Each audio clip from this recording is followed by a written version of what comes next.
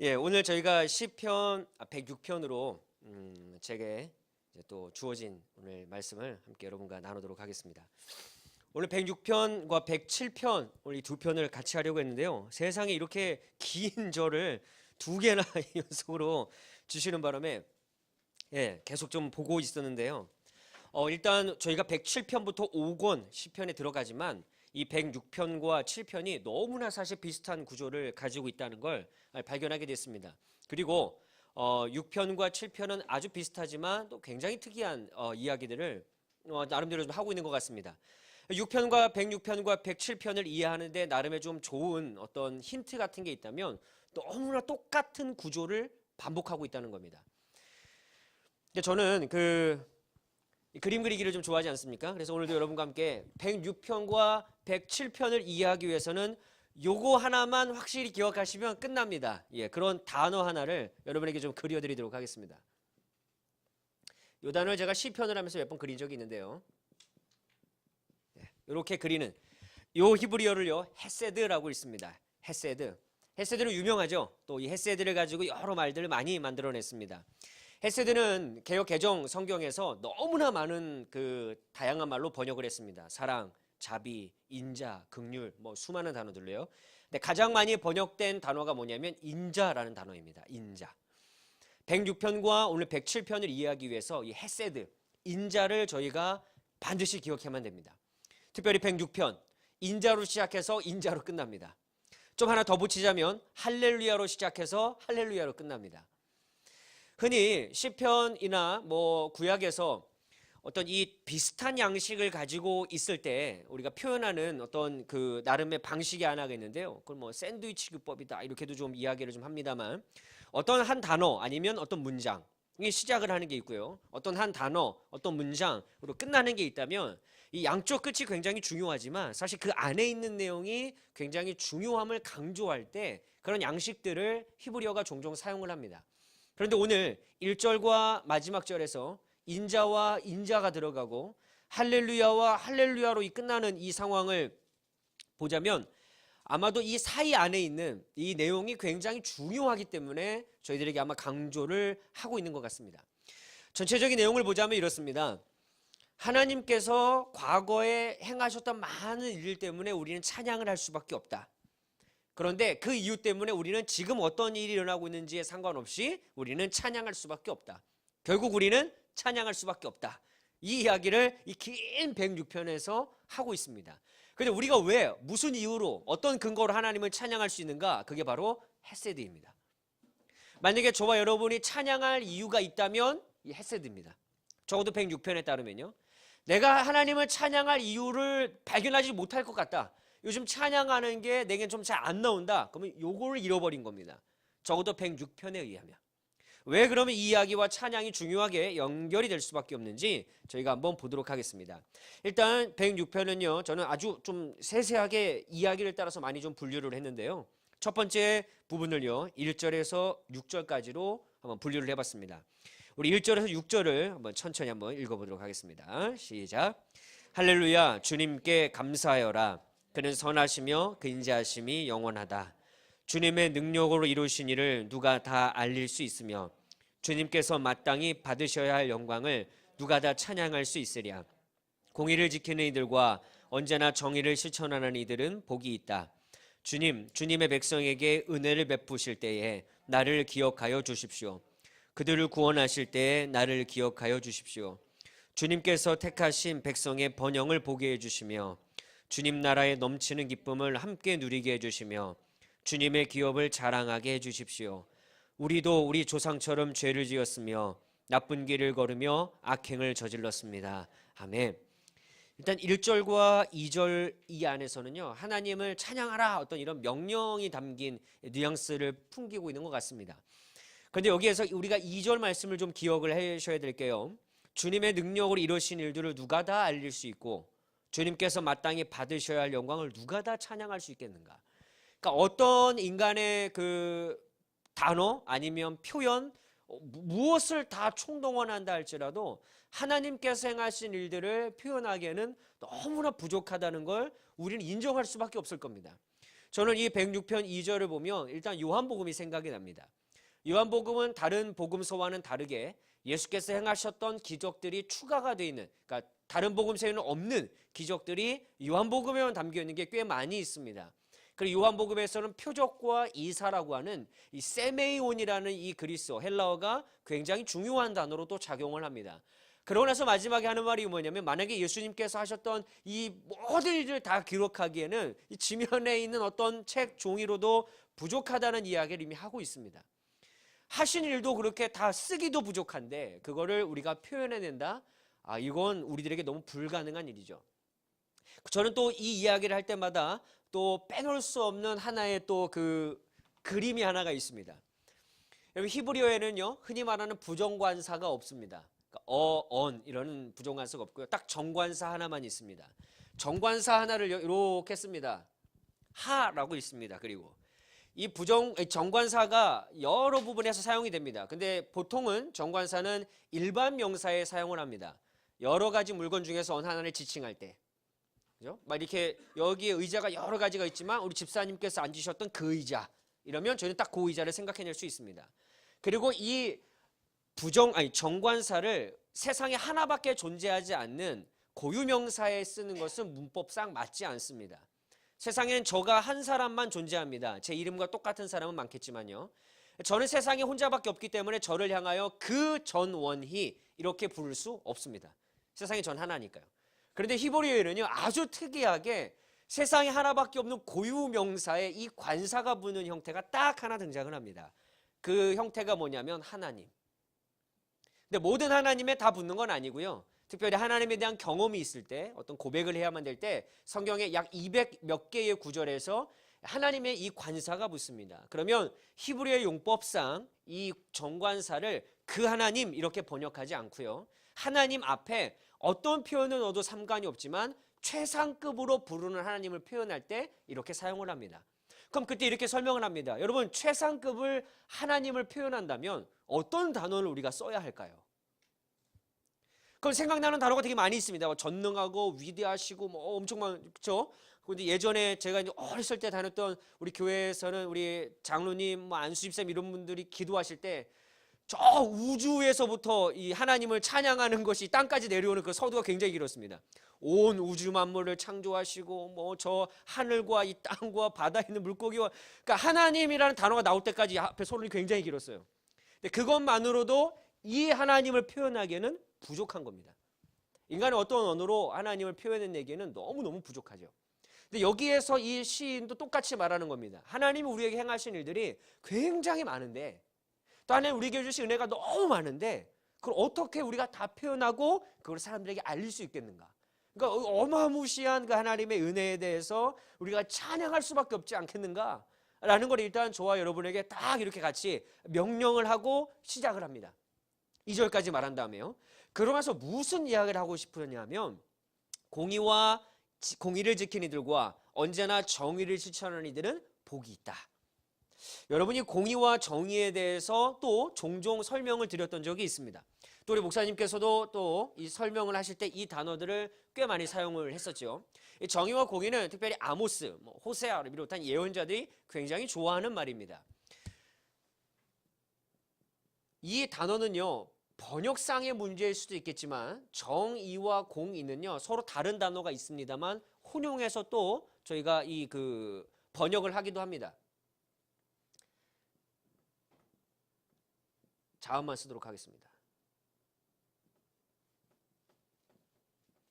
우리가 이걸 흔히 미슈파트와 제데크라고 부릅니다. 이거를 정의와 공의로 번역을 하지만 반대로 이걸 공의와 정의로도 번역을 하긴 합니다. 이쪽에 있는 이 앞에 있는 단어는요 보통 우리가 사법적인 어떤 안에서 일어나는 일들을 표현할 때 이 단어를 씁니다. 그러다 보니 이 앞에 있는 이 네모난 이 단어를 하나를 빼게 되면 이 샤파트라는 이 단어가 구약 성경에서는 사사라고 번역을 하였습니다. 사사가 가지고 있는 기본적인 어떤 직무 중에 하나가 이 단어를 따르자면 재판, 판결하는 일이었습니다. 그리고 뒤에는 이 제데크 또는 여성용어로 제다카라고 부르는 이 히브리어는요 하나님과 사람과의 관계에서 특별히 제의, 예배 안에서 드려지는 행동들과 상당히 관련이 있습니다. 이 두 가지는 어느 것도 빼놓을 수 없는 단어입니다. 물론 저희 지도 교수님께서는 형용사인 째데코와 여성형인 째카는 서로 의미가 다르다라고 주장을 하시기도 합니다. 근데 저는 그런 의미와 크게 상관없이 하나님과 관련돼서 인간과 하나님 사이에 지켜야 될 도리, 미슈파트라는 사람과 사람 사이에서 이 땅을 살아가면서 지켜야 될 우리의 도리, 이 두 가지가 만족스럽게 분명히 있어야 된다는 것은 예언자들뿐만 아니라 많은 사람들이 중요하게 이야기했던 겁니다. 그런데 오늘 이 106편의 시인은 희한한 얘기를 합니다. 왜냐하면 이것은 이스라엘 백성들 안에서 그동안 이 두 개가 없었기 때문에 멸망할 수밖에 없는 근거가 됐거든요. 그런데 만약에 이 두 개가 있게 되면 어떻게 되냐? 그런 얘기를 예언자들이 한 적은 별로 없어요. 만약에 공의와 정의를 잘 지키면 너희들이 망하지 않을 거다, 이런 정도 얘기만 했지 다른 이야기를 한 적이 별로 없습니다. 그런데 오늘 106편의 시인은 정의와 공의를 행하는 자, 그걸 지키는 사람, 이루는 사람, 실천하는 사람, 이 사람들에게 복이 있다라고 말합니다. 복에 대해서도 제가 한번 설명한 적이 두 개가 있습니다. 구약에는요, 복이 딱 두 개밖에 나오지 않습니다. 두 개. 하나는 저희가 가장 잘 알고 있는 바라크라는 복입니다. 이 바라크는 하나님께서 창세기 1장에서부터 어떤 피조물들을 만드신 다음에 저희들을 복되게 하사 이럴 때 쓰셨던 단어, 아니면 그 외에 많은 이 성경에서 특별히 시편, 잠언 이 몇 개를 제외한 나머지 모든 성경에서는 다 이 바라크만 쓰입니다. 이것은 인간의 어떤 행동, 인간의 어떤 순종을 요구하는 복이 아닙니다. 하나님께서 우리들에게 무조건적으로 주어주시는, 조건과 상황에 상관없이 그럴 때 주어지는 복이 바라크입니다. 그러니까 예수께서 우리를 위해서 십자가에 못 박혀 돌아가신 거, 믿는 자만이 구원을 받을 수 있는 거, 이 복은 당연히 바라크라는 영역에 속할 겁니다. 이게 거의 다수에 등장을 합니다. 그러나 이거와 비슷하게 하나 등장하는 또 하나의 단어가 있는데 바로 그건 아쉬레라고 하는 복입니다. 이 복은 제가 언제 하면 설명을 드렸냐면 시편 1편을 할 때 설명을 드렸습니다. 그래서 복 있는 사람은 이라는 이 번역을 저희가 한번 저는 이렇게 주장을 한다고 말씀드렸습니다. 바라크는 하나님과 우리 사이에서 무조건적으로 주어지는 것이며 또 이 세상 안에서 경험할 수 있는 것보다 어떤 영적인 복이 굉장히 많은 비중을 차지하는 반면, 아쉬라는 이 복은 우리가 이 땅을 살아가면서 누릴 수 있는 복의 영역들이 다수이기 때문에 아쉬레는 무엇보다 순종과 하나님에 대한 계명의 실천 등을 강조하는 그런 어떤 이 단어로 사용이 많이 되기 때문에 이것은 복이라고 번역하는 것이 괜찮겠지만 밑에 있는 아쉬레라는 단어는 행복이라고 번역하는 것이 훨씬 더 낫겠다라는 이 말씀을 드린 적이 있습니다. 그리고 이건 많은 구약의 학자들이 이야기하는 겁니다. 그럼 오늘 이 본문을 그럼 조금만 다시 한번 보자면, 정의와 공의를 지키며 행하는 자는 이 삶에서 어떻게 무엇을 누리며 살아갈 수 있는가? 행복이라고 하는 것을 느끼며 살아갈 수 있다는 겁니다. 그런데 이 이야기를 오늘 시인이 하고 싶어 하는 거예요. 그럼 정의와 공의를 실천하는 것이 무엇이고, 도대체 이거 없으면 무슨 문제가 되고 어떤 도대체 행복을 누릴 수 있는가? 이 땅에서 사는 동안 우리가 누릴 수 있는 행복이 무엇인가? 이 이야기를 아마 오늘 여기에서 반복되는 이야기를 통해서 아마 우리에게 하고 싶어 하는 것 같습니다. 그래서 저는 오늘 여러분과 함께 106편을 나누면서 특별히 106편에서 말하고자 하는 아슈레, 106편에서 말하고자 하는 행복, 106편에서 말하고자 하는 하나님을 찬양할 수밖에 없는 이유인 헤세드, 오늘 여기에 한번 집중을 좀 해보려고 합니다. 근데 문제는 뭐냐면요, 찬양하게 되고 찬양합시다, 그리고 하나님께서 이런 복을 주셨습니다, 하나님 내게 이런 복을 주십시오, 나를 기억해 주십시오, 이렇게 막 찬양을 하다가 갑자기 저희가 읽은 마지막 6절에 무슨 이야기를 하냐면, 우리도 우리 조상처럼 죄를 지었으며 나쁜 길을 걸으며 악행을 저질렀습니다. 여기는 죄와 관련된 단어가 3개나 등장합니다. 하나는 하타라는 단어고요, 하나는 아바라는 단어고요, 하나는 라샤라는 단어입니다. 이건 그냥 죄의 총집합입니다. 뭐 어떻게 번역하느냐 이건 중요하지 않고 그냥 죄의 총집합. 지금 106편 1절에서 5절까지는 찬양에 대한 이야기와 행복에 대한 이야기 뭐 이런 얘기를 하다가 갑자기 죄에 대한 이야기를 팍 시작하는 이유가 뭐냐면, 찬양할 것을 시인이 명령하고 있지만 우리가 찬양을 못하게 되는 이유를 먼저 거론해주고 있는 거예요. 왜 찬양하자고 앞에서 이야기하는데 우리가 찬양을 못하는가? 왜 교회 내에서 앞에서 찬양팀이나 또 하나님 목회자들이나 누군가가 우리 함께 찬양합시다 이렇게 이야기를 하는데 나는 왜 그 찬양의 기쁨으로 함께 참여할 수 없는가? 수많은 이유가 있을 수 있겠지만 오늘 106편에서 말하고자 하는 가장 중요한 이유는 죄 때문입니다. 내 안에 죄의 문제가 확실하게 해결되지 않으면 적어도 106편의 시인은 찬양할 수 없다고 말합니다. 그래서 과거에 이스라엘 사람들이 찬양하지 못했던 상황들에 대해서 쭉 이야기를 하고 있는 겁니다. 그래서요, 저와 여러분이 이 끊을 수 없는 이 문제, 죄, 이 문제에 대해서 우리가 매일매일 민감하지 못하면 우리가 마음을 다해 하나님을 찬양하는 거요, 적어도 106편에 의하면 불가능합니다.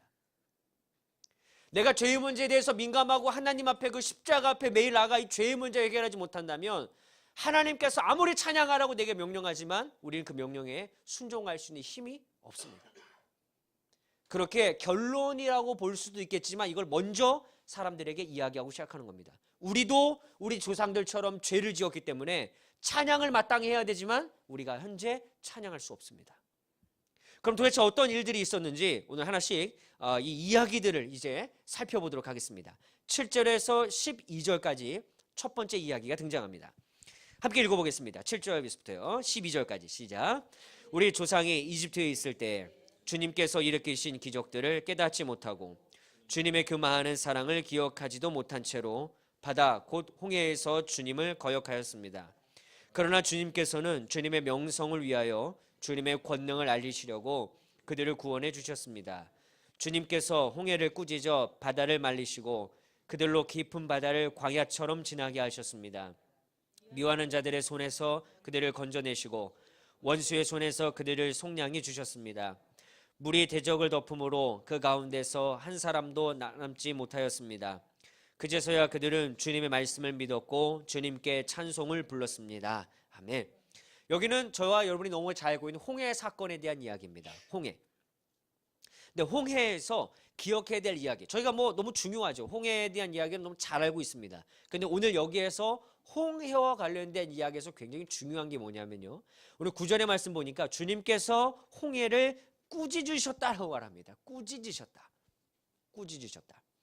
마치 이 바다잖아요. 홍해가 뭐 큰 호수이든지 뭐 어떤 물과 관련된 건데 대화할 수 없는 존재입니다. 제가 이 카메라와 대화를 할 수가 없습니다. 제가 만약에 이 카메라가 대화를 하고 있는 장면을 혹시 여기 있는 분 중에 누가 보신다면 목사님께 가서, 그죠? 아마도 전 목사님이 뭔가 문제가 있는 것 같습니다. 가까운 병원에 좀 안내를 해주시면 이렇게 이야기할 수밖에 없을 거예요. 근데 오늘 하나님께서는 시인을 통해서 어떤 고백을 하게 했냐면 하나님이 바다를 꾸짖으셨다. 이 꾸짖으셨다는 이야기를 할 수밖에 없는 이유는 오늘 계속해서 나오지만요, 이스라엘 백성들의 범죄의 카테고리를 모아보자면 딱 하나밖에 안 나와요. 우상숭배. 우상숭배. 우상숭배를 무력하게 하기 위한 하나님의 큰 권능을 설명하기 위해서 첫 번째 가져온 게 홍해입니다. 왜냐하면 홍해라고 말하고 있는 이 바다, 얌이라고 하는 이 히브리어를 가지고요, 사람들이요 신으로 섬겼던 모습들이 가나안에 있었기 때문에 그렇습니다. 혼돈과 때로는 이 어떤 죽은 물에 대한 신도 있었지만 이 바다와 관련된 신이 있었단 말입니다. 그런데 이 바다와 관련된 신이 아무리 흉흉히 뛰어놀고 사람을 막으려고 해도 하나님이 꾸짖으시면 가만히 있는 거예요. 그 하나님의 위대한 권능에 대해서 누가 댓글을 달 수 있겠습니까? 아무도 이거 말 못하는 거죠. 그래서 이스라엘 사람들이든 가나안 사람들이 먼저 이걸 딱 이야기하고 가는 거예요. 이제 너희들의 죄의 목록에 대해서 이야기를 할 텐데 너희들의 모든 죄는 다 우상숭배와 관련이 있고 그 우상숭배에서 너희들이 섬겼던 신이 얼마나 무력한지 하나님께서 행하셨던 일들을 한번 돌아볼래? 그러면서 홍해를 건널 때 물이 뛰놀고 못 건너게 했지만 하나님께서 모세를 통해 그 바다를 건너게 하셨고 다시 그 바다를 채우셨고 이런 일들을 볼 때 꾸짖으신 하나님의 역사를 너네들이 혹시 생각해 볼 수 있니? 하나님은 너희들이 믿고 신이라고 섬겼던 그 바다마저 잠잠하게 하신 분이다. 그런데 감히 우상숭배를 해? 그 우상숭배에 빠져서 하나님을 찬양할 수 없게 돼? 너희들은 그런 일이 있어서는 안 되는데 그런 일이 있었다. 그런데 그런 일이 지금 이 시인이 함께 찬양하자고 하는 현대를 살아가는 이스라엘 사람들에게도 있었다는 거예요. 과거 일뿐만 아니라 지금 현재 하나님을 찬양해야 하는 사람들인데 지금 여기 이 지경으로 앉아 있는 거예요. 근데 과거 니네들이 조상을 봐라. 그러면서 이제 이야기를 시작하는 거죠. 근데 여러분 이거와 똑같은 이야기가 저희가 신약에서도 발견할 수 있지 않습니까? 예수께서 제자들과 함께 배를 타고 가시는데 예수님께서 주무시고 계세요. 근데 제자들이 이제 막 파도가 막 넘실거리고 이러니까 막 예수님 깨우는 거죠. 예수님 지금 막 우리 죽을 것 같습니다. 지금 빨리 일어나십시오. 그랬더니 어찌하여 너희가 믿음이 없느냐. 그 바다를 꾸짖으시니 잠잠해졌다. 사람들이 말하죠. 저가 누구이기에 바다가 그에게 순종하는가? 하나님이시죠. 그들이 아무리 신으로 섬긴다 그래도 하나님 앞에서는 무력화될 수밖에 없는 겁니다. 그래서 이스라엘 사람들이 이제 두 번째, 세 번째, 네 번째 나오는 모든 이야기에서도 우상 숭배와 관련된 이야기도 하지만 더불어서 그들의 죄의 문제를 거론하면서 창조주 하나님 앞에 서 있는 인간의 모습을 다시 한번 그들은 알아볼 수밖에 없는, 또 깨닫게 되는 이야기들을 끊임없이 하게 됩니다. 몇 가지 이야기를 더 하고 제가 왜 이런 죄의 목록들이 들어가 있는지 다시 한번 정리를 해드리도록 하겠습니다. 두 번째 이야기는요, 13절에서 18절까지 있습니다. 함께 읽겠습니다. 시작. 그러나 그들은 어느새 주님이 하신 일들을 잊어버리고 주님의 가르침을 기다리지 않았습니다. 그들은 광야에서 욕심을 크게 내었고 사막에서는 하나님을 시험하기까지 하였습니다. 그래서 주님께서는 그들이 요구한 것을 주셨지만 그 영혼을 파리하게 하셨습니다. 그들은 또한 진 한가운데서도 모세를 질투하고 주님의 거룩한 자 아론을 시기하였습니다. 마침내 땅이 입을 벌려 다단을 삼키고 아비람의 무리를 덮어버렸습니다. 불이 그들의 무리를 불사르고 불꽃이 악인들을 삼켜버렸습니다. 너무나도 잘 알고 있는 광야에서 있었던 사건 중에 하나입니다. 만나와 메추라기 사건이 일단 등장하고요. 또 하나는 민수기 16장에 나타나 있는 다단과 아비람, 고라와 함께 이 모세와 아론에 대해서 대적을 했던 사람들. 그러나 땅이 갈라져서 다른 불 때문에 그들이 결국은 세상을 떠나게 되는 이 일들에 대해서 하나님께서 이야기하십니다. 결국 여기서 하고 싶어하는 이야기도 뭐냐면 죄. 다음 이야기를 한 번 더 읽어볼까요? 19절에서 23절입니다. 함께 읽겠습니다. 그들은 호렙에서 송아지 우상을 만들고 부어 만든 우상을 보고 절을 하였습니다. 그들은 자기들의 영광이 되신 분을 풀을 먹는 소의 형상과 바꿔버렸습니다. 그들은 또한 이집트에서 큰 일을 이룩하신 자기들의 구원자 하나님을 잃어버렸습니다. 함의 땅에서 행하신 놀라운 이적도 홍해에서 행하신 두려운 일들도 그들은 모두 잊어버렸습니다. 그래서 주님께서는 그들을 멸망시키겠다고 선언하셨으나 주님께서 택하신 모세가 감히 주님 앞에 나아가 그 갈라진 틈에 서서 파멸의 분노를 거두어드리게 하였습니다. 광야에서 우상 숭배했던 이야기 중에 여기는 아주 어처구니 없는 일이라는 표현을 어떻게 표현하냐면 하나님의 자기들의 영광이 되신 분을 풀 뜯어먹는 소의 형상으로 만들었다.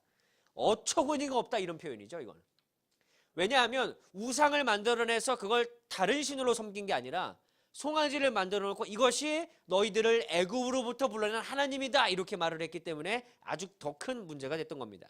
여기에는 더 이상의 저희가 언급을 하지 않아도 얼마나 이스라엘 사람들이 아주 무지하게 우상 숭배를 하였는가에 대해서 우리는 더 이상 강조하지 않아도 생각해 볼 수 있습니다. 24절에서 27절까지 다음 이야기를 이어갑니다. 함께 읽습니다. 그들은 주님께서 주신 그 낙토를 천하게 여기고 주님의 약속을 믿지 않았습니다.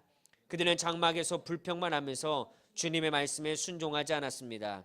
그래서 주님께서는 그들에게 손을 들어 맹세하시고 그들을 광야에서 쓰러지게 하셨으며 그 자손을 문나라 앞에서 거꾸러지게 하시고 이 나라 저 나라로 흩어지게 하셨습니다.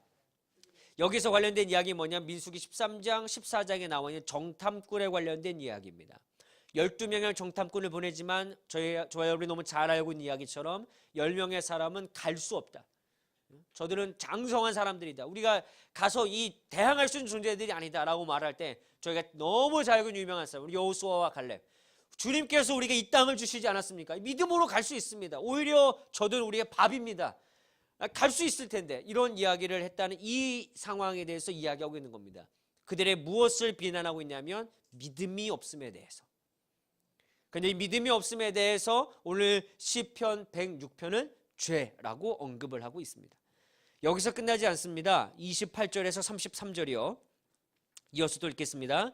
그들은 또 바알부엘과 짝하고 죽은 자에게 바친 제사 음식을 먹었습니다. 이러한 행실로 그들은 하나님의 경노하게 하여서 재앙이 그들에게 들이닥쳤습니다. 그때 비느하스가 일어나서 심판을 집행하니 재앙이 그쳤습니다. 이 일은 대대로 길이길이 비느하스의 의로 인정되었습니다. 그들이 또 무리바 물가에서 주님을 노하시게 하였으므로 이 일로 모세까지 화를 입었으니 그들이 모세의 기분을 상하게 하여 모세가 망령되이 말을 하였기 때문입니다. 여기서 이야기는 너무 잘 알고 있는 이 시딤이라는 지역에서 이스라엘이 머무르고 있을 때 모압 여인들과 함께 간음을 행했던 장면들을 그리고 있는 겁니다. 근데 그때 어느 한 장막 안에 이스라엘 남자와 모압 여자가 들어와서 잘못된 이 관계를 가지려고 할 때 비느하스가 창을 갖다가 찔러서 그들을 죽게 되고, 그때야말로 이제 모든 게 정리되는 일들에 대해서 아주 간단하게 설명하고 있습니다. 여기에서 나타난 우상 숭배는 더 이상 저희가 또 설명하지 않아도 괜찮습니다. 그리고 나와서 무리바에서 일어난 일이죠. 이스라엘 백성들의 물로 말미암는 또 다른 불평. 그냥 적당한 정도의 불평이 아니었던 것으로 보입니다. 하나님 입장에서 보셨을 때 말이죠. 이제 마지막 이야기를 한번 더 보고 제가 이 이야기와 관련된 결론의 말씀을 드리도록 하겠습니다. 34에서 39절 마지막 이야기입니다. 34절부터 있습니다.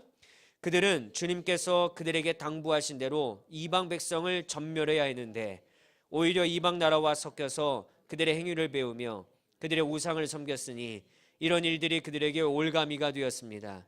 그들은 또한 귀신들에게 자기 아들, 딸들을 제물로 바쳐서 무지한 피를 흘렸으니 이는 가나안의 우상들에게 제물로 바친 그들의 아들, 딸이 흘린 피였습니다. 그래서 그 땅은 피로 더러워졌습니다. 그들은 그런 행위로 더러워지고 그런 행동으로 음란하게 되었습니다. 너무 잘 알고 있는 이 몰렉 또는 몰록이라고 부르는 이 우상 숭배에 대한 이야기를 언급하고 있습니다. 여기도 더 설명을 하지 않아도 괜찮겠죠. 저는 자녀가 없습니다만 제 가족 중에 누군가라도 이방신에게 이렇게 제물로 바치겠다고 이야기하면 이거는 정말 속이 뒤집어질 일인데, 자기 자녀를 기쁨으로 신에게 바쳤던 이런 일들은 정말 상상할 수 없는 범죄입니다. 그런데 거기에 전면에는 우상이 있습니다.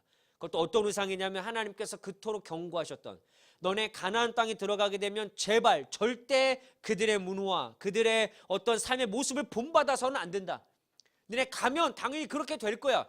그런데 그렇게 해서는 절대 안 돼. 끊임없이 경고하셨는데 그들은 그 경고를 어느새부터인가 잃어버리고 그들은 살아갈 수밖에 없었습니다. 아마 이 이야기를 또에 대해서는 할 얘기가 굉장히 많겠습니다만요, 저는 이 이야기와 함께 여러분에게 이야기에서 하고 싶어하는 이야기가 뭔지를 한번 결론을 드리겠습니다.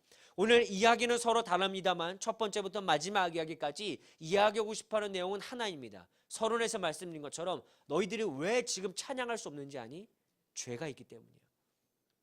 이스라엘 사람들이 왜 과거에 너희 조상들이 나를 향하여 찬양을 왜 잃어버렸는지 아니? 그러면서 그의 죄의 목록들에 대한 이야기를 끊임없이 하고 있는 겁니다. 여러분 죄송합니다. 여쭤보고 싶습니다. 여러분 정말 찬양이 매일 마음속에서 정말 늘 나오고 계시나요? 하나님을 향한 어떤 이 찬양의 마음이 매일같이 정말 솟아나서 기쁨으로 찬양할 수 있는 일들이 여러분의 삶 속에 매일 이어지고 계신가요? 만약 그렇지 않다면 정말 죄송합니다만 다른 이유가 있을 수도 있겠지만 적어도 106편에 의하면 저와 여러분의 마음 안에 아직 해결되지 못한 죄가 있어서 그럴지도 모릅니다. 이스라엘 사람들은 죄의 문제에서 자유롭지 못했기 때문에 찬양하는 걸 잃어버렸습니다. 아시다시피 예언자들의 이야기처럼 그들은 예배를 끊임없이 드렸습니다. 그 안에 분명히 찬양의 요소가 있었을 겁니다. 그런데 그 예배는 하나님이 역겨워하는 예배였습니다. 그런 예배를 하나님은 절대 받으시겠다고 말씀하신 적이 없으십니다. 그렇다면 저와 여러분이 드리는 예배도 이스라엘 사람들처럼 늘 끊임없이 습관과 어떤 이 매주 드려야만 하는 생각들 때문에 드리는 예배 정도에서 그친다면 우리 예배가 하나님에게 역겨운 예배가 될지도 모릅니다. 그러나 우리가 주님 앞에 적어도 106편의 시인의 고백을 따라서 우리가 나올 수 있어야 한다면 우리는 가장 먼저 죄의 문제를 반드시 해결하고 와야 합니다. 그리고 이 자리에 나와서 예배 드릴 수 있다는 사실 자체가 얼마나 하나님의 은혜인지 우리는 잃어버려서는 안 될 겁니다. 그래서 오늘 첫 번째 주고자 하는 메시지는 그겁니다. 찬양하지 못하는 이유, 죄 때문이다. 그러니까 해결해라. 근데 그 다음 메시지에 지금 이제 뭔가 나라가 망하고 바벨론으로 끌려갔든지 아니면 끌려갔다가 이스라엘로 돌아온 상태든지 둘 중에 하나일 텐데요. 그 처해 있는 사람들에게 주고자 하는 두 번째 메시지가 있습니다. 그 두 번째 메시지가 바로 마지막 40절에서 48절입니다. 이 마지막 부분을 읽고 두 번째 메시지를 정리해 드리도록 하겠습니다. 40절부터 함께 읽습니다. 그래서 주님께서는 주님의 백성에게 진노하시고 주님의 기업을 싫어하셔서 그들을 문나라의 손에 넘기시니 그들을 미워하는 자들이 그들을 다스리게 되었습니다. 원수들이 그들을 억압하였고 그들은 그 권세 아래에 복종하는 신세가 되었습니다. 주님께서는 그들을 여러 번 건져주셨지만 그들은 자신들의 생각대로 계속하여 거역하며 자신들의 죄악으로 더욱 비참하게 되었습니다. 그러나 주님께서는 그들의 부르짖음을 들으실 때마다 그들이 받는 고난을 살펴보아 주셨습니다.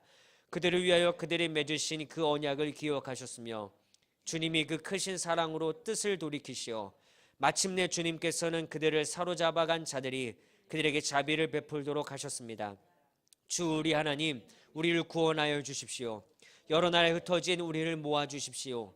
주님의 거룩한 이름에 감사하며 주님을 찬양하며 주님께 영광을 돌리게 해 주십시오. 주 이스라엘의 하나님, 영원토록 찬송을 받아 주십시오. 온 백성은 아멘하고 응답하여라. 할렐루야. 아멘. 오늘 여기에서 이제 저희가 읽기만 해도 마지막 메시지가 무엇인지 마음에 오시는 바가 있으십니까? 이스라엘 백성들이 그렇게 끊임없이 죄를 지었던 목록들을 쭉 설명하는데 하나님이 그러면 그 처음 홍해 사건이 일어날 때부터 이 마지막 이야기가 있을 때까지 하나님의 용서가 그 사이에 한 번도 없었냐는 거예요. 너무나 많이 있었다는 거죠. 그들이 그렇게 살았어도 조금이라도 그들이 회개하는 모습을 보이면 하나님 용서하셨던 거예요. 아니면 적어도 그들이 그런 모습을 보이지 않아도 하나님 스스로가 이 헤세드가 너무너무 강력해서 자기 스스로 돌이키는 바가 있었다면 이미 이스라엘 백성들을 많이 용서하신 바가 성경의 기록이 너무 많다는 거예요. 그래서 지금 바벨론의 포로로 끌려가서 나라가 망해서 좌절과 절망 상태에 있는 그들에게 106편의 시인은 소망을 주고 싶어 하는 거예요. 죄의 문제를 해결해라, 어두운 메시지도 있지만 하나님이 그렇게 수없이 이스라엘 우리 조상들이 지었던 죄 가운데서도 하나님은 용서를 하셨었다. 근데 너네 언제까지 이렇게 앉아만 있을 거니? 절망에만 빠져 있을 거니? 소망을 가질 수 있지 않겠느냐? 하나님이 용서하셨으니까. 그래서 우리는 다시 그 땅에 돌아가게 될 거고 또 그 땅에서 우리는 다시 하나님을 예배할 수 있을 거고 그 땅에서 다시 하나님을 찬양할 수 있을 거다. 왜? 하나님은 용서하시는 분이니까. 무엇으로요? 헤세드로. 우리가 이 헤세드를 기억하기 때문에 이 인자와 자비를 기억하기 때문에 결국 우리는 이 하나님의 헤세드로 말미암아 우리는 찬양할 이유를 다시 찾게 될 것이다 라는 것을 저와 여러분에게 또 당시에 있었던 이스라엘 사람들에게 알려주기 원하셨다는 겁니다. 여러분 혹시 죄의 문제가 내 안에 정말 늘 심각하게 있어서 싸우고 계신 분이 계시다면 그 안에서 절망과 어떤 아픔과 마음의 찢어짐이 있을 수도 있겠지만 너무 그것에 깊이 빠져서 일어나지 못하는 상황에 여러분 가지 마십시오. 하나님은요 못 용서하시는 죄가 없습니다. 하나님이 해결하지 못할 죄의 문제가 없습니다. 무엇보다 예수 그리스도께서 이미 죄의 문제를 저와 여러분 위해서 해결을 하셨습니다. 죄에 우리가 떨쳐버리기 힘들죠. 매일 우리가 싸워야 되죠. 그러나 예수께서 이미 승리하신 그 십자가를 붙잡고 구약으로 따지자면 하나님의 인자하심으로 말미암아 우리를 향하여 언제나 용서와 회복의 마음을 갖고 계신 그 하나님의 손 붙잡고 다시 일어나시기를 바랍니다. 그게 오늘 106편의 메시지입니다. 절망만 하고 있지 말라는 거예요. 나라가 망했다고 니네 거기에 그냥 주저앉아 있지 말라는 거예요. 왜냐하면 용서하셨었으니까. 그러니까 지금도 용서하실 수 있다는 겁니다. 과거의 하나님의 용서에 대한 사건이 오늘 이스라엘 사람들에게 다시금 용서의 기쁨을 누릴 수 있는 소망의 힘으로 작용할 수 있다는 것. 그것이 106편이 주는 두 번째 메시지입니다. 106편을 저는 세 가지로 정리하고 싶습니다. 첫 번째는요, 찬양으로 시작해서 찬양으로 마무리합니다. 그 안에는 분명히 이스라엘 사람들 자신들의 조상들에 대한 회상이 있습니다. 그 안에서 죄의 목록들이 굉장히 많이 나왔지만 하나님께서 용서하셨던 일들 또한 우리는 경험할 수 있었습니다. 그렇기에 지금 우리가 어떤 죄를 지든 간에 하나님은 용서하실 수 있는 분이십니다. 물론 철저하게 회개하는 마음으로 주 앞에 나아가야 하죠. 그러나 우리 어떤 자격의 문제로 어떤 우리의 노력의 문제로 그런 것이 부족하다 그래서 하나님 용서하지 못할 죄 그런 건 없습니다. 그래서 다시금 희망의 노래를 부를 수 있게 해주는, 그래서 다시금 우리가 하나님을 찬양할 수 있도록 도와주는 그런 일들을 하나님께서 이미 하셨음을 믿고 다시 소망으로 나아가자. 첫 번째 메시지입니다. 두 번째는요, 우리들이 찬양을 멈추게 된 이유, 성경에서는 분명히 죄라고 말합니다. 누구로부터 이것을 자유로울 수 없습니다. 그렇게 우리는 이 문제를 매일 우리 전면에 있기 때문에 매일 죄와 싸우고 또한 이 죄와 싸울 수 있을 때 승리하게 해주시는 분은 하나님밖에 안 계시기 때문에 그분을 의지해서 날마다 죄를 이겨 찬양하는 삶을 살아야 될 겁니다. 그럼 결국은 우리가 하나님을 찬양할 수밖에 없는 이유, 마지막 세 번째죠. 하나님의 인자. 하나님의 인자. 아무 자격과 어떤 조건과 그리고 어떤 능력이 없음에도 불구하고 우리를 용서하시고 다시 받아주시는 하나님의 헤세드. 이것 때문에 결국 우리는 다시 찬양할 수 있게 될 것입니다. 106편뿐만 아니라 시편에 대해서 제가 이 말씀을 드릴 때마다 자주 드리는 말씀이지만 적어도 106편까지만 봤어도 저희가 하나님을 찬양할 수 있는 이유는 이미 너무나 많이 설명을 드렸습니다. 찬양할 이유가 우리에게 없다? 그건 있을 수 없는 일입니다. 오늘 그렇기 때문에 106편의 이야기를 따라서 하나님의 인자하심을 저와 여러분이 다시금 경험하고 그 하나님의 헤세드가 우리 안에 날마다 있음을 우리가 기억하면서 매일 또 찬양의 자리에 나아갈 수 있는 저와 여러분의 삶이 될 수 있기를 간절히 소망합니다. 107편으로 넘어가겠습니다. 107편도 또한 헤세드를 잊어서는 안 됩니다. 헤세드. 중요한 단어이 또 헤세드입니다. 그런데 정말 참 재밌는 것은요. 107편은 저와 여러분에게 어떤 이야기를 하고 있냐면 반복되는 어떤 구절들을 통하여 하고자 하는 메시지를 아주 정확하게 말해줍니다. 일단 107편은 우리들에게 감사와 찬양을 또 명령하고 있는 시편입니다. 첫 번째 찬양에 대한 이야기를 하고 있는 부분입니다. 1절에서 3절까지 1절에서 3절까지 말씀을 함께 읽어보도록 하겠습니다. 주님께 감사드려라. 그는 선하시며 근자하심. 주님께 구원받은 사람들아, 대적의 손에서 구원받은 사람들아, 모두 주님께 감사드려라. 동서남북 사방에서 주님께서 모아드린 사람들아, 모두 주님께 감사드려라. 아멘. 아까 106편에서는요, 주님 우리 흩어져 있는 사람들을 모아주십시오 이렇게 이제 기도를 마지막에 했지 않았습니까? 47절에서. 그렇기 때문에 아마도 더 많은 학자들이 이 상황은 아직 예루살렘으로 오기 전 상황일 가능성이 크다. 근데 오늘 이 107편 3절에서는 주님께서 모아주신 사람들아, 주님을 찬양하자라고 말했기 때문에 이스라엘 땅으로 다시 돌아온 사람들의 찬양일 것이다라고 이야기를 많이 합니다. 어떤 상황인지를 중요하진 않습니다만 어쨌든 저희에게 중요한 것은 하나님께 찬양하자. 이게 일단 1절에서 3절까지 주제입니다. 그러면서 또 4절에서부터요. 또 옛날 얘기해요. 과거 이야기. 4절에서 9절. 과거 이야기 중에 첫 번째 이야기를 함께 들어보겠습니다. 4절에서 9절이요. 시작. 어떤 이들은 광야의 사막에서 길을 잃고 사람이 사는 성읍으로 가는 길을 찾지 못했으며 배고프고 목이 말라 기력이 다 빠지기도 하였다. 그러나 그들이 그 고난 가운데서 주님께 부르짖을 때 주님께서는 그들을 그 고통에서 건지시고 바른 길로 들어서게 하셔서 사람이 사는 성읍으로 들어가게 하셨다. 주님의 인자하심을 감사하여라. 사람들에게 베푸신 주님의 놀라운 구원을 감사하여라. 주님께서는 목마른 사람에게 물을 실컷 마시게 하시고 배고픈 사람에게 좋은 음식을 마음껏 먹게 해주셨다. 아멘. 광야 생활을 마치 회상하는 것 같습니다. 그런데 광야 생활과 더불어서 하나 더 생각해 볼 수 있는 건 바벨론에서 이스라엘로 돌아올 때입니다. 바벨론에서 이스라엘로 돌아올 때. 바벨론에서 이스라엘로 돌아올 때 그리고 광야 생활에서 두 가지 의미를 다 생각해 보자면 저희는 이 단어의 의미를 생각을 해볼 수밖에 없습니다. 두 가지 의미로. 오늘 하나님께서 뭔가 고통이 있을 때 뭐 할 때를 상황을 막 설명한 다음에 하나님께서 해주신 일이 뭐냐면 7절 바른 길로 들어서게 하셔서 사람이 사는 성읍으로 들어가게 하셨다. 이게 하나님 주신 은혜입니다. 성읍. 성읍이라는 단어를 이렇게 씁니다. 그리고 이렇게 읽습니다. 이르. 도시 또는 성읍이라고 번역을 합니다. 만약에 이것이 포로에서 돌아온 사람들의 상황이라면 이 도시와 성읍은 예루살렘을 가리킵니다. 예루살렘은요 하나님의 어떤 보호가 있었던 곳이기 때문에 그리고 무엇보다 도시라는 이름을 가지고 있기 때문에 아마 분명히 맞을 겁니다. 근데 만약에 광야 생활이었다면 광야 생활을 회상하는 거라면 그들은 광야에서 40년간 방황했기 때문에 하나님께서 이 어떤 사람이 사는 곳으로 들어보내셨다라는 생각을 할 수가 없었던 시대입니다. 그러면 광야 생활을 회상한다면 도대체 이 단어를 우리는 어떻게 이해해야 될까? 근데 이것은요 도시와 성읍 어떤 저희가 눈에 보이는 위치를 상징할 수도 있겠지만 또 하나의 의미가 더 있습니다. 이르라는 단어는요.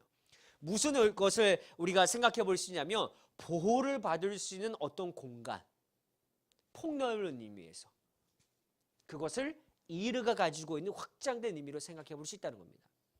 자, 그러면 이것을 광야 생활을 한번 가져와 보서 정리해 보면 이렇습니다.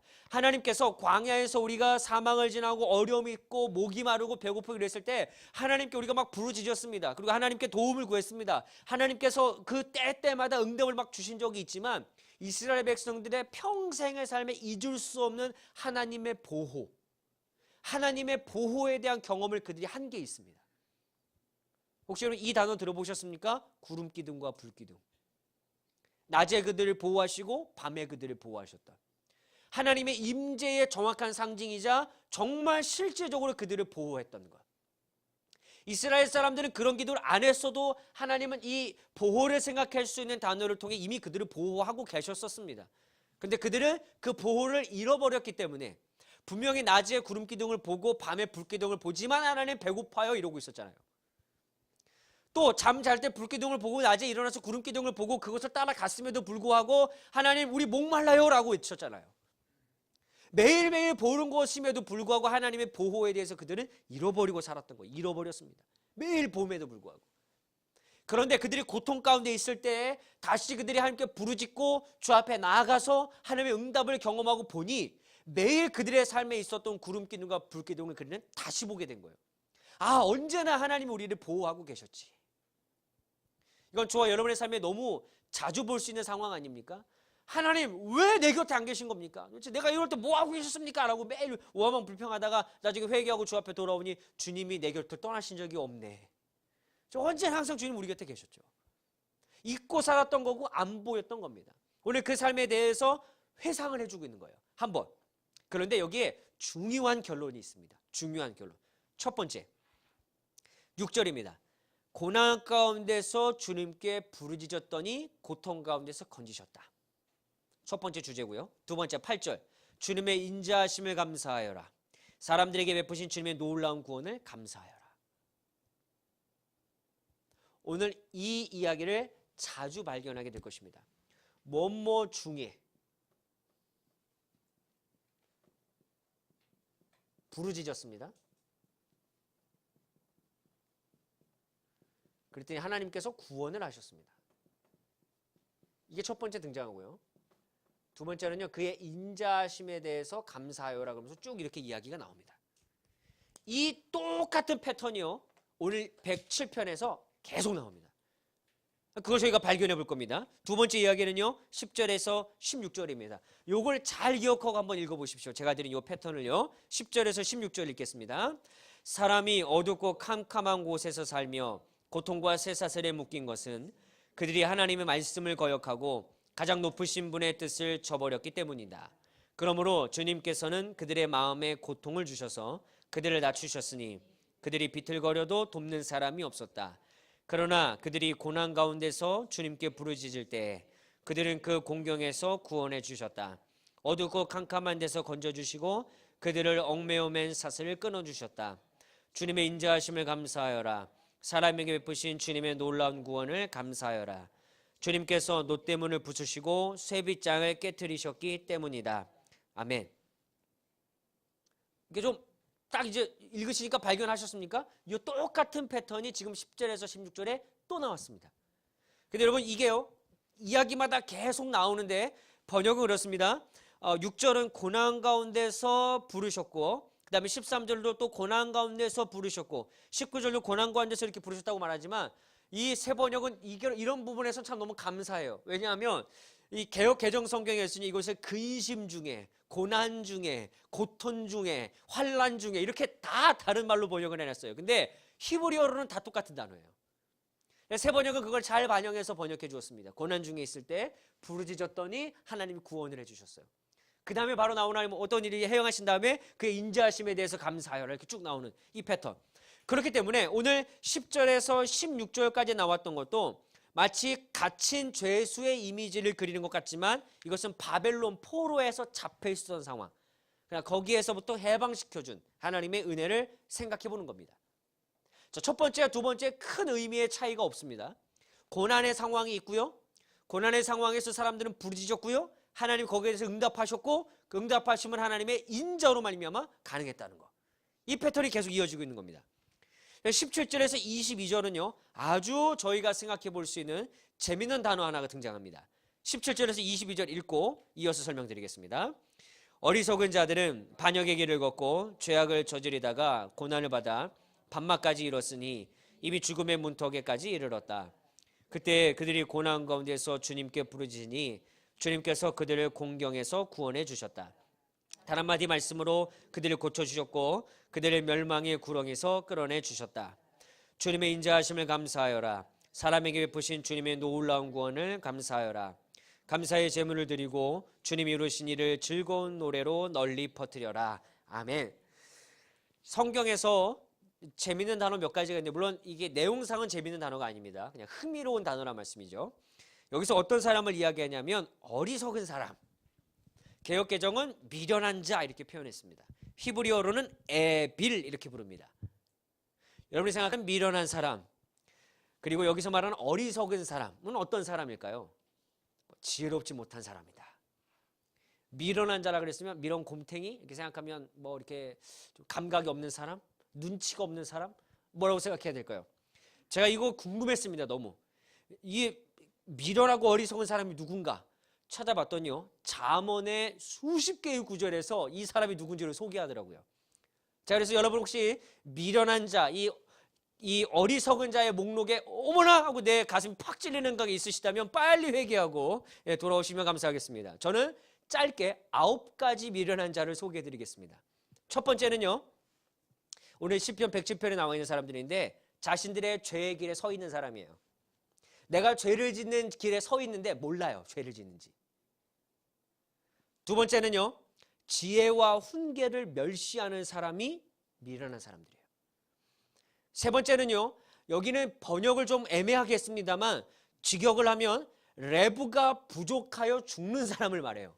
레브가 뭐냐면요 히브리어로요 심장 또는 마음이라고 번역되는 단어입니다. 근데 레브를요 어떤 의미로 생각해 볼 수 있냐면 사람이 하나님을 향하여 결단을 하든지 내 인생에 무엇인가 결단을 내릴 수 있는 기관이에요.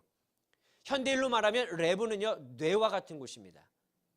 그런데 그곳이 미련해지거나 부족해지게 돼서 결국 들을 수 있거나 결단할 수 있는 마음 자체가 상실돼서 죽을 수밖에 없는 사람이 미련한 사람이라 그래요. 또 어떤 사람이 미련한 사람이냐면 자기 길만 옳다고 말하는 사람. 그래서 남의 말을 안 들어요. 미련한 자의 특징입니다. 다섯 번째는요 분노를 심하게 내는 사람. 그것도 참지 않고 당장 내는 사람. 예, 여기에 갑자기 제가 이렇게 약간 내가 혹시 뭐 몇 개 모습이 좀 생각나는 것 같기도 합니다. 분노를 즉시로 내는 사람이라고 표현하고 있어요. 즉시로 분노하는 사람. 6절은요 웃깁니다. 미련한 사람은요 매를 버는 사람. 매를 버는 사람. 7번째 좀 심각합니다. 죄를 비웃는 사람. 8번째는요 아버지의 훈계를 업신여기는 사람. 이건 무조건 아버지 말 안 듣는 사람이 아닙니다. 당시 아버지는 하나님의 말씀과 계명을 전해주는 대표적인 사람이었기 때문에 하나님이 전해주는 그 말씀을 전해준 대상자에 대한 이야기를 전혀 생각하지 않는 사람을 말하죠. 마지막 9번째는요 미련한 자가 가는 곳에는 다툼이 있습니다. 혹시 여러분 이 중에 어머나 하는 거에 하나라도 있으셨다면 오늘 여기 어리석은 자는 반역의 길을 걷고 밤낮까지 잃어버리고 죽음의 문턱에 이르렀다고 하니 빨리 주 앞에 회개하며 돌아오기를 바라면서 저는 일단 먼저 회개하고 왔습니다. 일단 저는 몇 가지 항목들이 생각이 났기 때문에 미련한 사람은요 그럴 수 있습니다. 그런데 어떤 내 삶에 지금 고난의 문제가 있었던 이야기와는 좀 달라요. 이 이야기는 어떤 사람이 자기의 모습의 부족함을 보고 있고 그 부족함 때문에 고난을 겪을 수도 있는 사람인데 그런 상황에서 또 이 사람이 무엇을 하냐면 하나님께 부르짖어요. 하나님 용서하시고 또 하나님의 인자하심에 대해서 또 찬양하고 있습니다. 이 패턴의 이야기가 또 계속 등장을 합니다. 저는 이야기를 조금 더 하고 이 패턴에 대한 이야기를 정리해 드리도록 하겠습니다. 23절에서 32절 조금 깁니다. 천천히 읽어보겠습니다. 배를 타고 바다로 내려가서 큰 물을 헤쳐가면서 장사하는 사람들은 주님께서 하신 행사를 보고 깊은 바다에서 일으키신 놀라운 기적을 본다. 그는 말씀으로 큰 폭풍을 일으키시고 물결을 산더미처럼 쌓으신다. 배들은 하늘 높이 떠올랐다가 깊은 바다로 떨어진다. 그런 위기에서 그들은 얼이 빠지고 간담이 녹는다. 그들이 모두 술 취한 사람처럼 비틀거리며 흔들리니 그들의 지혜가 모두 쓸모없이 된다. 그러나 그들이 고난 가운데서 주님께 부르짖을 때 그들을 공경에서 벗어나게 해주신다.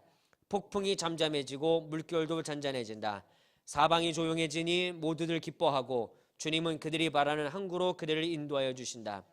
주님의 인자하심을 감사하여라. 사람에게 베푸신 주님의 놀라운 구원을 감사하여라. 백성이 모인 가운데서 그분을 기려라. 장로들이 모인 곳에서 그분을 찬양하여라. 아멘. 여기서 드디어 패턴이 끝납니다. 여기서 무슨 이야기를 하냐면 항해를 나간 사람들인데 폭풍우를 심하게 만났을 때 그때 하나님께 부르짖었더니 하나님께서 이렇게 해주셨다는 거예요. 근데 하나님은 어떤 분이냐에 대한 소개를 106편과 똑같이 설명합니다. 그분은 폭풍우를 잠잠케 하실 수 있는 분. 어쨌든 그 하나님에 대한 이야기가 중요한 주제이긴 합니다만 이 패턴에서 하고 싶어하는 이야기가 있어요. 왜냐하면 이게 주제이니까요. 앞서서는요, 이스라엘 사람들이든 이 신이든 누구든요, 고난과 고통 가운데 있는 사람들의 부르짖음이었습니다. 어떤 사람은요, 자기의 행함 때문에 고난을 받는 사람이었습니다.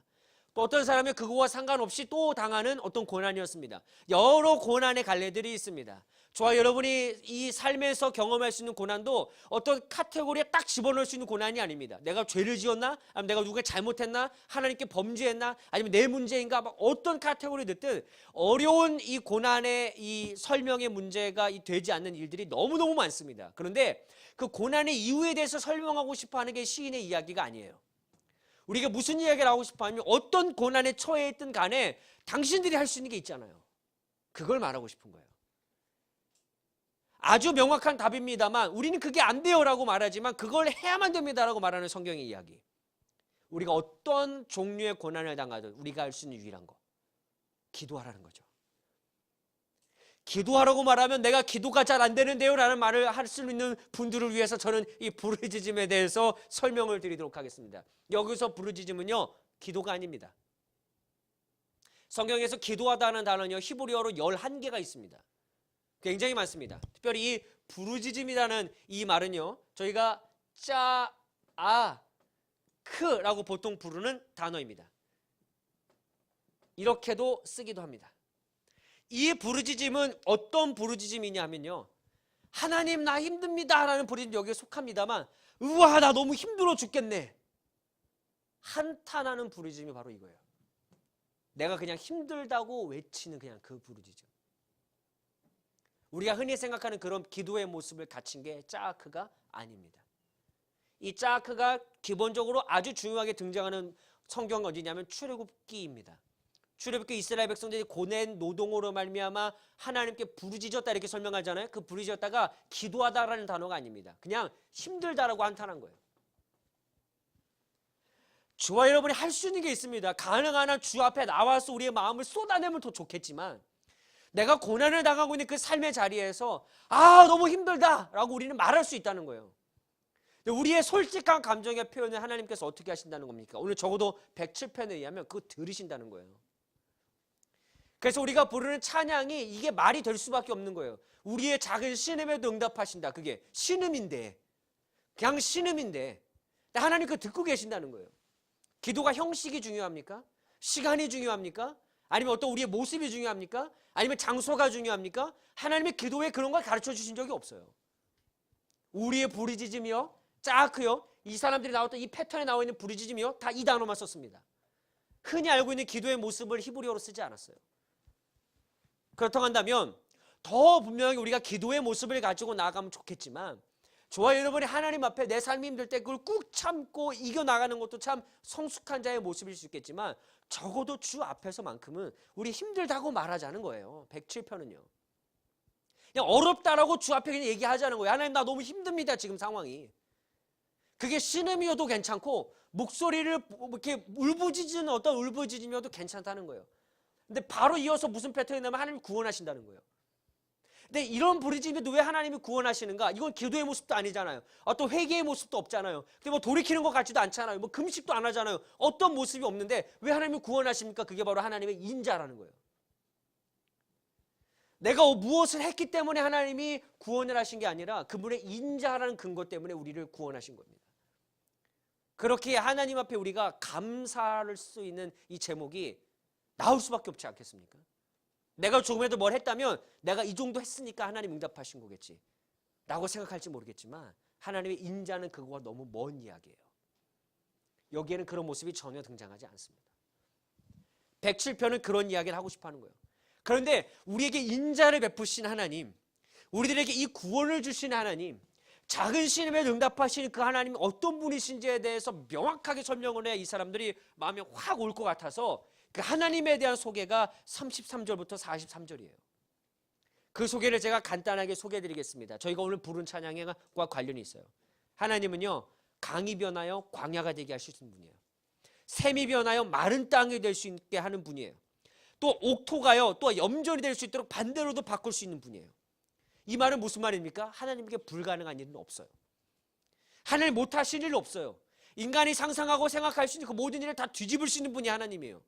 그런데 고난 가운데서 그렇게 우리가 하나님께 부르짖지 못할 이유 없다는 거예요. 그러니까 지금 이스라엘 백성들은 바벨론에서 돌아왔잖아요. 아직 땅이 황폐해 있어요.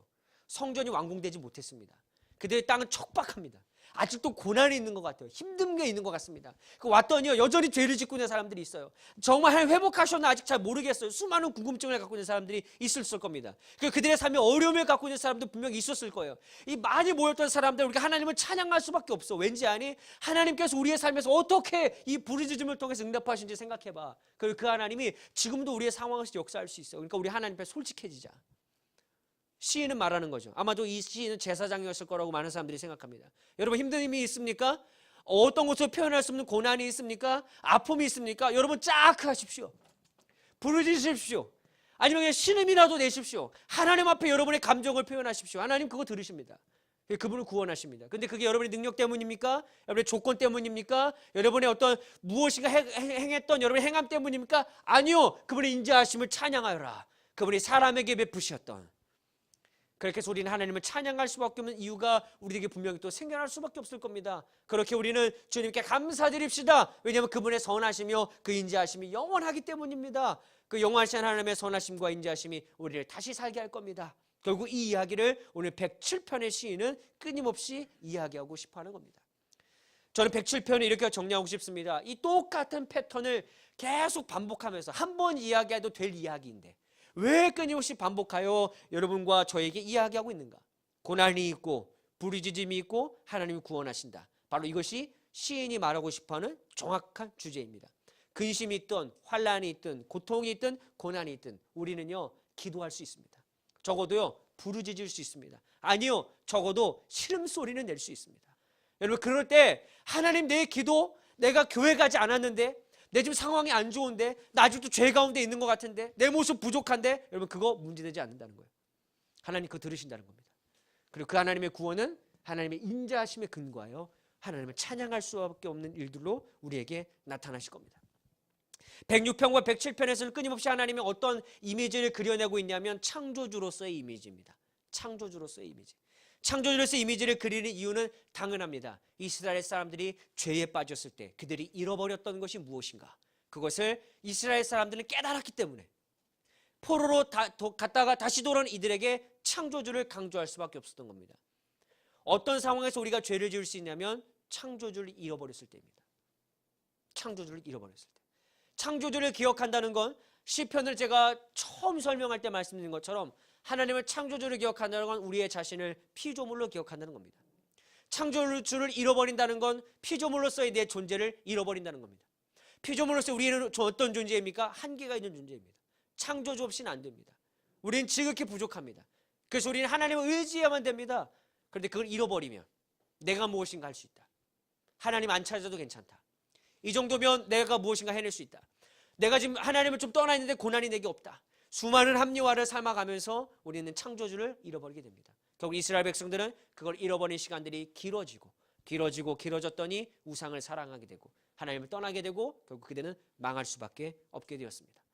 오늘 그래서 저는 106편과 7편을 정리하며 다시 한번 이런 이야기를 강조하고 싶습니다. 우리는 이스라엘 사람들이 잃어버렸던 거 잃어버려서 안 됩니다. 뭐냐면 하나님을 창조주로 기억하는 거 말입니다. 하나님을 창조주로 기억하려면 10계명의 제1계명과 2계명을 우리는 잃어버릴 수가 없습니다. 반드시 그 상황을 기억하시고 피조물로 서 있는 우리 자신, 하나님 앞에 서 있는 우리의 모습을 기억하면서 우리는 하나님이 반드시 계셔야만 된다는 우리의 존재를 분명하게 인식하실 수 있길 바랍니다. 또한 106편과 7편에서 찬양할 수밖에 없는 이유를 단 하나, 인자라는 단어로 표현합니다. 하나님의 인자하심은 인간의 자격, 조건, 노력 아무것도 상관이 없습니다. 적어도 우리의 107편에 의하면 부르짖음, 아니면 우리가 죄 가운데 있다 할지라도 하나님 앞에 나아가고자 원하는 조금이라도 가진 우리의 모습, 그 가운데 하나님의 인자가 작용하면 우리를 구원하시고 용서하시는데 하나님에게는 아무런 문제가 없습니다. 오늘 그렇기에 오늘 이 시편을 정리하면서도 우리에게 찬양할 이유가 충분함을 다시 한번 기억하셨으면 좋겠습니다. 혹여라도 찬양이 잃어버린 분이 계시다면 오늘 주 앞에 다시 한번 내 죄의 문제, 내 삶의 문제를 주 앞에 내려놓고 죄로부터 자유함을 허락하시는 주 앞에 나아가 찬양이 우리의 삶에서 회복될 수 있는 은혜가 있기를 원합니다. 그래서 진짜 우리가 드려지는 예배, 그 예배는 기쁨과 감사함만이 있는 예배, 그런 예배가 저와 여러분이 드려지는 모든 삶의 자리에서 드려질 수 있는 예배가 될 수 있기를 간절히 소망합니다. 우리 말씀을 정리하면서 우리 함께 기도했으면 좋겠습니다.